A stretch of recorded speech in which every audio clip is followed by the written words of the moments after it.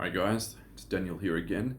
In this video, I just wanted to give some brain training advice and some tips on how you can really get the most out of your brain training. Because I found that a few of you seem to struggle with the brain training. Some of you end up quitting, and some of you just struggle to remain consistent with the brain training. And if you're not consistent, you won't see the results.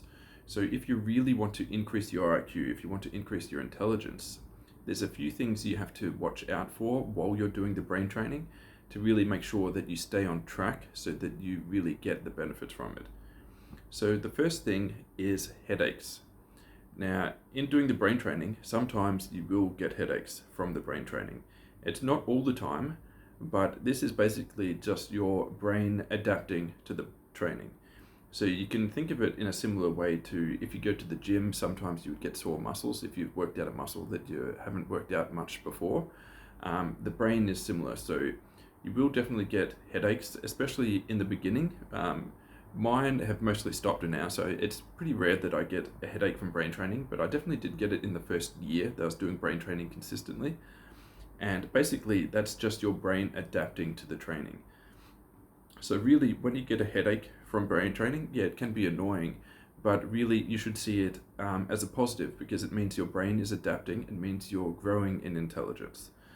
So it's one thing to watch out for, but just make sure that you don't quit, that you don't take too many days off when you get a headache. Yes, if you get a headache from training, you should maybe take a day or two off, but it doesn't mean you should take a week or more off. So you still need to remain consistent when that happens. One more thing that seems to stop people from remaining consistent with their training and therefore not get any benefits from brain training is the ups and downs in your mental performance in the training game itself. So in the brain training, it's very common to go up and down levels on kind of a day-to-day and a week-by-week basis. So if you've been training for a few weeks at a certain level and then all of a sudden you drop down one level, it can be very demotivating. And I know for a lot of people that they sometimes quit after that, after they've been trying to go up a level, but instead of going up a level, they go down a level in the brain training. So that's something to watch out for because there is just a lot of variation in your scores on a day-to-day basis. So there's a lot of things that can affect your mental performance on a day-to-day basis.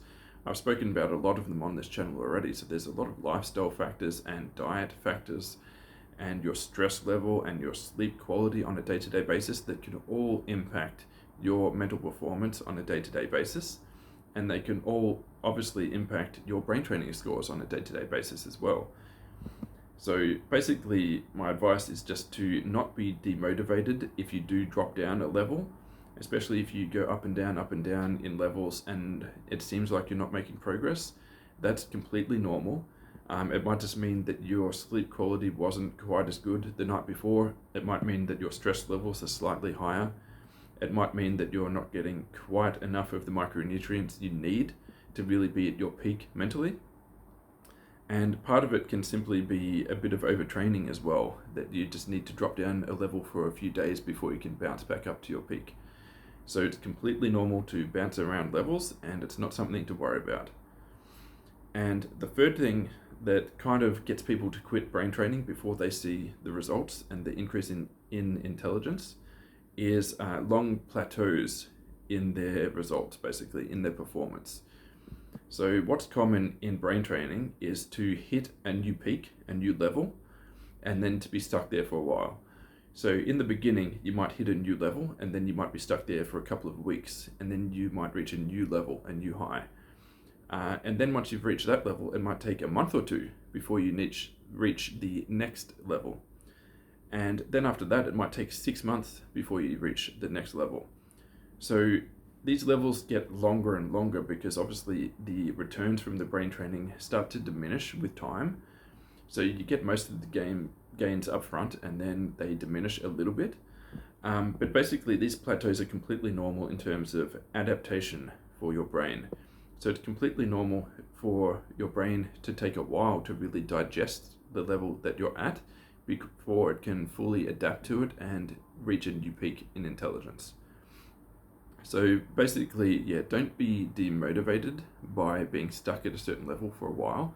That's completely normal. For me, I think I was stuck at quad 7 back for 6 months before I hit quad 8 back. And then even after that, I have not hit quad 9 back since then. And yes, my scores are very high. I don't really know anyone who's gotten above quad 8 back before. But yeah, I've been stuck on my current plateau for a very long time. And it's completely normal, especially in your first year. It's very normal to have plateaus. You just need to grind through it. So you just need to remember that it's just part of the process. You won't go up at the same speed all the time. Like if you go up one level in your first week, you probably won't go up another level in your second week. It might take you a month to go up your second level. And then after that, it might take you 3 months or more to go up another level after that. That's completely normal and it's part of the process.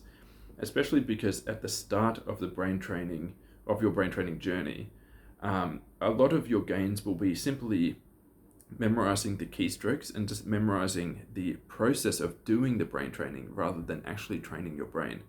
So in your first few weeks, you're more so learning the actual process of doing the brain training rather than actually training your brain.